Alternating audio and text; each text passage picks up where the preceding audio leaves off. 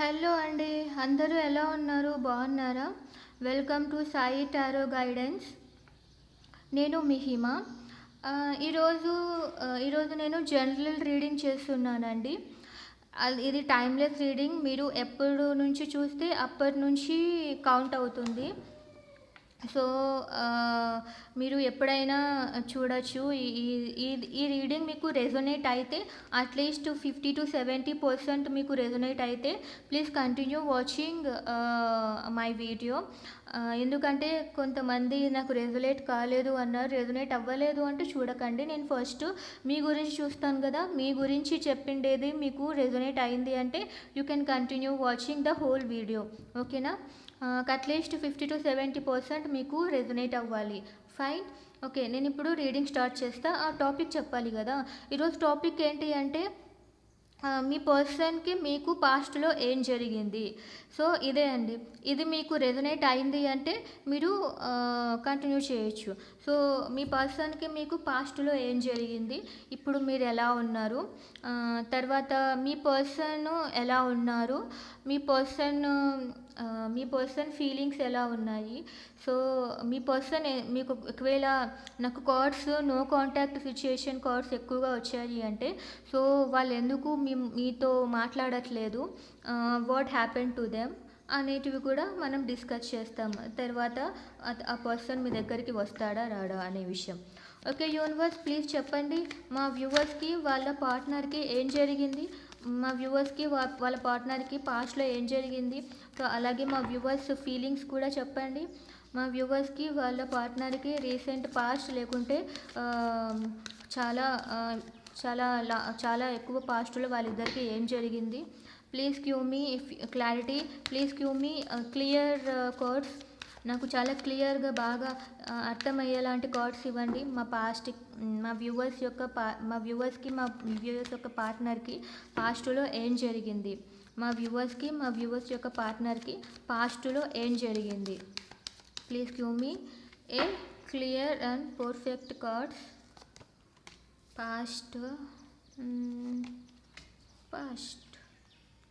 పాస్ట్లో ఏం జరిగింది. Okay, Ace of Cups. Please give me the clarification for Nine of Cups. Okay, please give me the clarification of Ten of Pentacles. Okay, please give me the clarification of Seven of Cups. Fine. పాస్ట్లో ఏం జరిగింది. Okay, మీ feelings వచ్చి మీరు చాలా ఎమోషనల్గా ఉన్నారు ఇప్పుడు. ఏం జరిగింది అంటే మీ పాస్ట్లో మీ పార్ట్నర్తో మీరు ఒక బ్యూటిఫుల్ ఫ్యామిలీని ఎక్స్పెక్ట్ చేశారనమాట. మీ పాస్ట్లో మీ పార్ట్నరే మీ విష్ ఫుల్ఫిల్మెంట్ అని అనుకున్నారు. కానీ ఏం జరిగింది, మీ పార్ట్నర్ దానికి అగెనెస్ట్గా ఉన్నారనమాట. ఎందుకు అగెనెస్ట్గా ఉన్నారు అంటే అతనికి మీలో సంథింగ్ ఏదో నచ్చలేదు అనమాట. అందుకు ఆ పర్సన్ మిమ్మల్ని క్వశ్చన్ చేయడం స్టార్ట్ చేశారు. మీతో కోల్డ్గా బిహేవ్ చేశాడు. తర్వాత మీరు అసలు ఎక్స్పెక్ట్ చేయలేదన్నమాట అలా జరుగుతుంది అని. సో ఆ విధంగా చేసేసరికి మీ పర్సనే మీకు కావాలి. మీ పర్సన్ ఉంటే మీరు చాలా హ్యాపీగా ఫీల్ అవుతారు. బట్ మీ పర్సన్ మీకు సపోర్ట్ చేయలేదన్నమాట. సో దానివల్ల మీ పర్సన్ యొక్క ఫ్యామిలీ వల్ల మీ పర్సన్ మిమ్మల్ని అవాయిడ్ చేయడం స్టార్ట్ చేశారు. అది మీ ఫ్యామిలీ వల్ల అయినా అయ్యుండొచ్చు, మీ పర్సన్ వల్ల ఫ్యామిలీ అయినా అయ్యుండొచ్చు. They try to avoid you. వాళ్ళు మిమ్మల్ని అవాయిడ్ చేశారనమాట. సో మీరు చాలా కన్ఫ్యూజ్డ్ అయిపోయారు. ఎందుకు కన్ఫ్యూజ్డ్ అయిపోయారు? ఇదంతా సడన్గా జరిగిపోయింది. ఇది అసలు ఇలా జరుగుతుందని కూడా మీకు అనిపించలేదన్నమాట. సో అందుకని ఏం చేస్తున్నారు, మీరు వాళ్ళకి స్టెబుల్ లైఫ్ ఇవ్వాలి అనుకుంటున్నారు, కానీ ఏం కావట్లేదు. సో మీరు హీల్ అవ్వాలి అని ట్రై చేస్తున్నారు, వాళ్ళతో హ్యాపీ ఫ్యామిలీగా ఉండాలని ఉంది, మీరు మీ పర్సన్ని చూస్ చేసుకోవాలని ఉంది, లేదంటే మీ పర్సన్ ఇంకొక పర్సన్తో ఉన్నారా అనే క్వశ్చన్లు కూడా మీలో చాలా ఉన్నాయి, మీకు న్యాయం జరగాలి అని ఉంది, మీకు మీ లైఫ్లో ఒక థర్డ్ పార్టీ మీ లైఫ్లో ఒక థర్డ్ పార్టీనే మిమ్మల్ని విడగొట్టింది. సో మీకు రీయూనియన్ ఉండాలి, మీరిద్దరూ కలవాలి అని మీరు చాలా ప్రయత్నాలు చేస్తున్నారు. అందుకనే ఇట్లా యూట్యూబ్లో కూడా రీసెర్చ్ చేస్తున్నారనమాట. సో ఇది అందుకని యూట్యూబ్లోకి వచ్చి రీసెర్చ్ చేయటము, ఏం చేయాలో తెలియక దాని గురించి ఏం చేయాలో అంటే ఒక స్టెబుల్గా ఒక టెంపరీ సొల్యూషన్ మీకు దొరకట్లేదు. ఓకేనా? సో ఆ విధంగా జరుగుతుందనమాట. మీ పార్ట్నరు మీరు ఎందుకు విడిపోయారు అంటే సింపుల్ సొల్యూషన్ ఇది. మీ పాస్ట్లో ఏం జరిగింది అంటే ఒక కుటుంబం వల్లనే మీరిద్దరు విడిపోయారు. నాకు ఇది క్లియర్గా కనిపిస్తుంది. ఒక ఫ్యామిలీ వలన, ఒక కుటుంబం అని నేను ఎలా అంటున్నాను అంటే, మీరు పెళ్ళి కాని పెళ్ళి అవ్వలేదు అంటే వాళ్ళ పర్సన్ యొక్క ఫ్యామిలీ వలన, లేకుంటే మీ పర్సన్ యొక్క ఫ్యామిలీ వలన విడిపోయారు.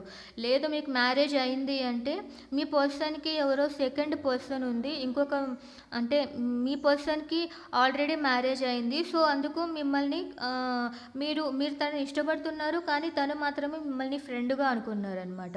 సో అలా జరిగింది.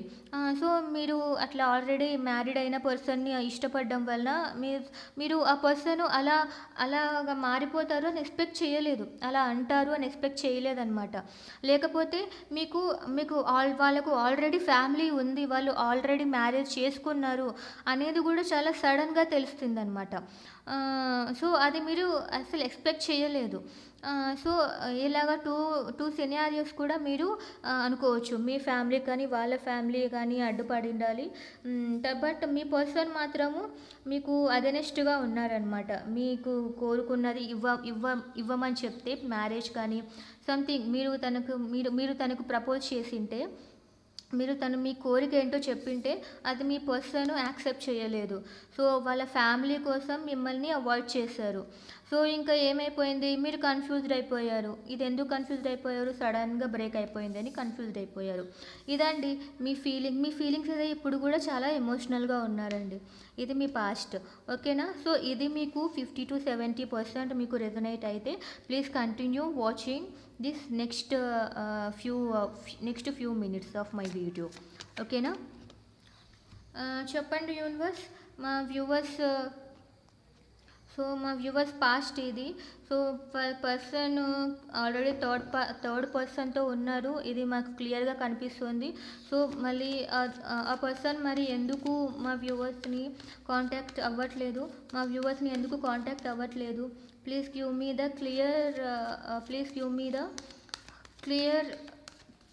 Clear picture. నాకు క్లియర్ పిక్చర్ కనిపించేలాగా చెప్పండి. మా వ్యూవర్స్ యొక్క పార్ట్నర్ కనీసం ఎందుకు కాంటాక్ట్ చేయట్లేదు?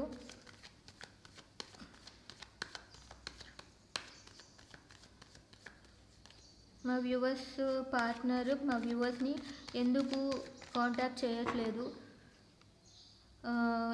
What is his situation? మా వ్యూవర్స్ యొక్క పార్ట్నర్ సిచ్యుయేషన్స్, ఫీలింగ్స్ అన్నీ నాకు క్లియర్గా చూపించండి. Please show me my viewers partner feelings, situation. Okay, nice. Good. Please give me the clarification for judgment. Wow. Please give me the clarification for Four of Cups. Please give me the clarification of the Sun.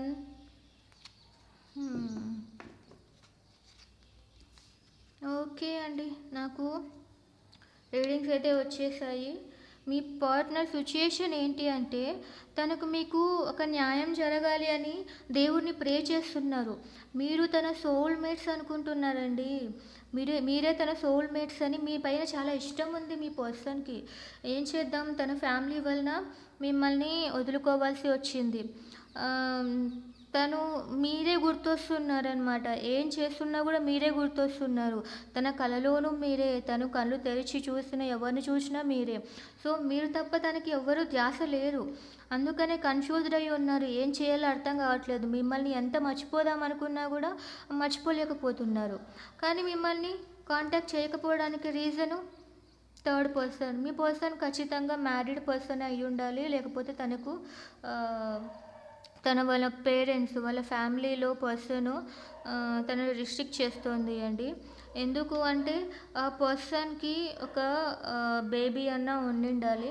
ఒక baby కనిపిస్తుంది నాకి. So ఆ baby responsibilities మీ పర్సన్‌కి ఉన్నాయి. So మీ person already married, తర్వాత పిల్లలు కూడా ఉన్నారు. సో తను ఎలా వదిలేసి రావాలి అంటే తన ఫీలింగ్స్ అంటే మిమ్మల్ని వదులుకోలేరు, వాళ్ళని వదులుకోలేరు. స్లీప్‌లెస్ నైట్స్ ఉన్నాయండి. He is getting sleepless nights. Always thinking of you. మీ మెమరీసే తన మైండ్‌లో వస్తున్నాయి. చెప్పాను కదా! మీకు ఆఫర్ చేయాలని ఉంది కానీ థింగ్స్ వర్కౌట్ అవ్వవేమో. వాళ్ళ వాళ్ళ భార్య పిల్లల్ని కూడా వదిలేసి రావాలి అని ఉంది. మీతో మాట్లాడాలని కూడా ఉంది. కానీ ఎందుకో మీరు కూడా యాక్సెప్ట్ చెయ్యరేమో. ఎంత చేసినా టైం వేస్ట్. అవన్నీ జరుగుతాయో జరగవా? దేవుడే నాకు హెల్ప్ చేయాలి. సో తన భార్య కూడా తనని వదిలేయాలి. హ్యాపీ ఫ్యామిలీ మీతో ఉండాలి. సో ఇది అండి మీ పర్సన్ అయితే మీకోసం ఆలోచిస్తున్నారు. అసలు మీ ఆలోచనలే ఉన్నాయి. వాళ్ళ భార్యని వదలలేకపోవడానికి కారణము అతనికి ఒక బేబీ ఉంది అండి. లేదు అంటే వాళ్ళ ఫ్యామిలీలో ఒక పర్సన్, వాళ్ళ మదరు చాలా స్ట్రాంగ్ పర్సన్ అనమాట. సో వాళ్ళ మదర్ ఇతని మీద డిపెండ్ అయ్యింది. This person is nothing but your person, me person అనమాట. సో మీ పర్సన్కు వాళ్ళ మదర్ తన మీద డిపెండ్ అయ్యి ఉంది అని వాళ్ళ మదర్ని వదలలేకపోతున్నారు. ఓకేనా? సో అదే అండి, ఒక ఎమోషనల్ ఉంటుంది కదా, మదర్ సెంటిమెంట్ ఉంటుంది కదా. సో ఆ విధంగా కూడా వస్తుంది. సో ఎవ్రీ టైం మీరే గుర్తొస్తున్నారు కానీ ఈ మదర్ సెంటిమెంట్ ఆపేస్తుంది. లేదు అంటే మీ పర్సన్కి ఆల్రెడీ మ్యారేజ్ అయ్యి ఉంటే ఆ అమ్మాయి గుర్తొస్తుంది. ఆ అమ్మాయి అని కాదు, ఆ అమ్మాయికి ఉన్న బేబీ గుర్తొస్తుంది. ఓకేనా? సో తన కొడుకు కానీ తన కూతురు కానీ గుర్తొస్తున్నారు. సో తను ఏమీ చేయలేని పొజిషన్లో ఉన్నారు. సో దీన్ని బట్టి చూస్తుంటే మీ పర్సన్ ఏవేవి రాశులు అయి ఉండొచ్చు అంటే క్యాన్సర్ అయి ఉండొచ్చు, తర్వాత పైసెస్ అయి ఉండొచ్చు. ఎక్కువగా నాకు క్యాన్సరు, పైసెస్, వృశ్చిక రాశి, స్కార్పియో, తర్వాత ఏరీస్ అంటే మేషం, తర్వాత సన్ అన్న కూడా మేషము, సింహము. ఓకే. సాజిటేరియస్ అంటే కన్ఫ్యూజ్డ్ అవుతాను. సాజిటేరియస్, ధనస్సు రాశి. ఓకేనా? ఇవి ఎక్కువ కనిపిస్తున్నాయి. సో తులారాశి కూడా లైట్గా ఉంటుందన్నమాట. తులారాశి, మకర రాశి, వృషభ రాశి. ఓకేనా? లైట్గా ఉన్నాయి. ఓకే. స్ట్రాంగ్గా మీనరాశి, మిథున రాశి అండ్ వృశ్చిక రాశి. మేషరాశి కూడా స్ట్రాంగ్, సింహరాశి కూడా స్ట్రాంగ్. ఓకేనా అండి? ఇది ధనుసు రాశి కూడా స్ట్రాంగ్. ఇది మీ పర్సనల్ ఫీలింగ్స్ అండి. సో నేను యూనివర్స్ని అడుగుతాను, యూనివర్స్ ప్లీజ్ చెప్పండి, మా వ్యూవర్స్ యొక్క పార్ట్నరు థర్డ్ పార్టీని ఖచ్చితంగా అంటే పూర్తిగా పర్మనెంట్గా వదిలేసి మా వ్యూవర్స్ దగ్గరికి వచ్చేస్తాడా? మా వ్యూవర్స్ యొక్క పార్ట్నర్ పర్మనెంట్గా థర్డ్ పార్టీని పర్మనెంట్గా వదిలేసి మా వ్యూవర్స్ దగ్గరికి వచ్చేస్తాడా? Please give me the clarification. మా వ్యూవర్స్ యొక్క పార్ట్నర్ థర్డ్ పార్టీని పర్మనెంట్గా వదిలేసి మా వ్యూవర్స్ దగ్గరికి వస్తాడా?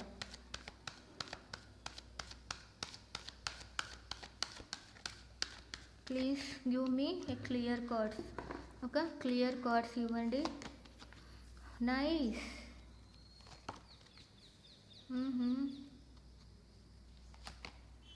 Good. Please give me the clarification of Four of Wands. Wow. Please give me clarification of Five of Swords. Please give me the clarification of the Star. Okay. So ఈ కార్డ్స్ని బట్టి చూస్తుంటే నాకు ఏమనిపిస్తుందంటే, మీ పర్సన్కి పర్మనెంట్గా రావాలని ఉందండి. మీ పర్సన్కి పర్మనెంట్గా మీ దగ్గరికి రావాలని ఒక ప్యాషన్ ఉంది. కానీ ఒక కర్మబంధం అనేది ఉంది కదా, ఆ కర్మబంధాన్ని విడిపించుకొని రావాలి అంటే తను చాలా స్ట్రగుల్ అవుతున్నారు. ఇప్పుడు తను ఉన్నది మీతో తన సోల్మేట్ రిలేషన్షిప్ అండి. బట్ ఇప్పుడు తను ఉన్నది ఏది అంటే ఒక కర్మ రిలేషన్షిప్లో ఉన్నాడు. ఒక కర్మ వల్ల వాళ్ళు, అందుకని వాళ్ళు హ్యాపీగా లేరు వాళ్ళ దగ్గర. సో ఏమవుతుంది అంటే వాళ్ళని మోసం చేసి రావాలి, వాళ్ళని మోసం చేసి రావాలి అంటే ఎలా అయినా వదిలించుకొని రావాలి అని ఉన్నారనమాట. సో ఈ కర్మ వలన వాళ్ళు కొంచెం రావడానికి లేట్ అయినా కూడా పర్మనెంట్గా ఒక యూనివర్స్ అనేది వాళ్ళకి ఆఫర్ చేస్తుంది. సో దానివల్ల వాళ్ళు ట్రాన్స్ఫార్మ్ అయ్యి మీకు ఇలాంటి పొజిషన్ ఇస్తాడనమాట. So four of wands. సోకి నేను ఒక ఎస్ ఆర్ నో కార్డ్ అడుగుతాను. సో దీన్ని బట్టి చూస్తుంటే your person will definitely come. మీకు సడన్గా మీకు మీతో ఫ్యామిలీ అనేది చూస్తాడనమాట. సో పర్మనెంట్గా అయితే ఖచ్చితంగా వచ్చే ఛాన్సెస్ ఉన్నాయి. వాళ్ళది కర్మ రిలేషన్షిప్ అంత ఈజీగా తెంచుకోలేమండి. కర్మ రిలేషన్షిప్ ఎలా ఉంటాయి అంటే ఇంకా వాళ్ళ నుంచి విడిపోదాము అని అనుకున్న వెంటనే మనం ఆగిపోతాం అనమాట. సో ఆ కర్మ అనుభవించే తీరాల్సిందేదే. ఆ కర్మ ఎప్పటికైతే అయిపోతుందో అప్పుడు మనకు ఒక ఛాన్స్ చూపిస్తాడు దేవుడు. వాళ్ళ నుంచి వెళ్ళిపోయే ఛాన్స్ అనేది మనకు దేవుడు ఇస్తాడు. సో మీరు వెయిట్ చేయండి. మీ పర్సన్ ఖచ్చితంగా మిమ్మల్ని ఇష్టపడుతున్నాడు. నేను చెప్పిన పాస్ట్ మీకు రెజొనేట్ అయింది అంటే యూ కెన్ వెయిట్ అనమాట. You can wait for him or for her. ఓకేనా, for your person. Okay universe, please give me yes strong yes or no. నేను స్ట్రాంగ్గా ఎస్ అని వచ్చినప్పుడే మీరు పర్మనెంట్గా థర్డ్ పార్టీని వదిలేసి వెళ్ళిపోతారు అని నేను చెప్తానండి. Universe, please give me strong yes or no card. మా వ్యూవర్స్ పార్ట్నరు థర్డ్ పార్టీ నుంచి పర్మనెంట్గా వెళ్ళిపోతారా? Please give me a strong yes or no card. Strong card ఇవ్వండి. Please give me a strong yes or no card. మా viewers partner వాళ్ళ third party నుంచి పర్మనెంట్గా వెళ్ళిపోతారా? Please give me a strong yes or no card. Strong card అయితే రాలేదండి, but yes, వాళ్ళని చాలా కష్టంగా వదిలించుకొనేసే వస్తారు. Please give me one more card. ఒక 3 times ట్రై చేస్తాను. యూనివర్స్ ప్లీజ్ చెప్పండి, వ్యూవర్స్ యొక్క పార్ట్నరు ఖచ్చితంగా స్ట్రాంగ్గా పర్మనెంట్గా థర్డ్ పార్టీని వదిలేస్తాడా? Please give me one more card. Strong card. Yes, strong card. 3 cards వచ్చేసాయండి. ఈ 2 చాలా స్ట్రాంగ్ కార్డ్స్. ఓకే, ఖచ్చితంగా. సో మీతోనే మ్యారేజ్ రాసి పెట్టుంది. మరి ఖచ్చితంగా స్ట్రాంగ్ కార్డ్స్ వచ్చాయి. ఖచ్చితంగా మీ పర్సన్ మీకోసం వచ్చేస్తారు. సో దీన్ని బేస్ చేసుకొని చూస్తే మీరు కానీ మీ పార్ట్నర్ కానీ వృషభ రాశి అయి ఉండాలి. అలాగే మీనరాశి, మిథున రాశి, వృషభ రాశి, ఇంకా కర్కాటక రాశి, అలాగే వృశ్చిక రాశి స్కార్పియో, అలాగే ఏరీస్ అంటే మేషరాశి, సింహరాశి, ధనస్సు రాశి. ఓకే, సో ఇవి మీరు కానీ మీ పార్ట్నర్ కానీ ఈ రాశుల వాళ్ళు అయింటే కొంచెం లేట్ అయినా కూడా మీ పార్ట్నర్ కష్టపడి వాళ్ళని వదిలేసుకొని వచ్చినా కూడా ఖచ్చితంగా మీ దగ్గరికి అయితే వస్తాడు. పర్మనెంట్గా వచ్చేస్తాడు. మీతో మ్యారేజ్ కూడా రాసి ఉందన్నమాట. సోషల్గా మిమ్మల్ని మ్యారేజ్ చేసుకుంటారు యాజ్ పర్ సోషల్ నార్మ్స్. ఓకేనా అండి? It's very very very happy resolution ఉంది మీకు. సో సంతోషంగా ఉండండి. ఓకేనా? ఇది అండి ఈరోజు రీడింగ్. నేను ఈరోజు ఆఫ్టర్నూన్ పోస్ట్ చేసిన వీడియోని కంపల్సరీ చూడండి. సో ఆ రిచువల్ కూడా చేస్తే మీరు అనుకున్నవి ఖచ్చితంగా జరుగుతుంది. అండ్ ఇదే అండి ఈరోజు రీడింగ్. మీకు మా రీడింగ్స్ నచ్చితే please like, share, comment and subscribe. Thank you.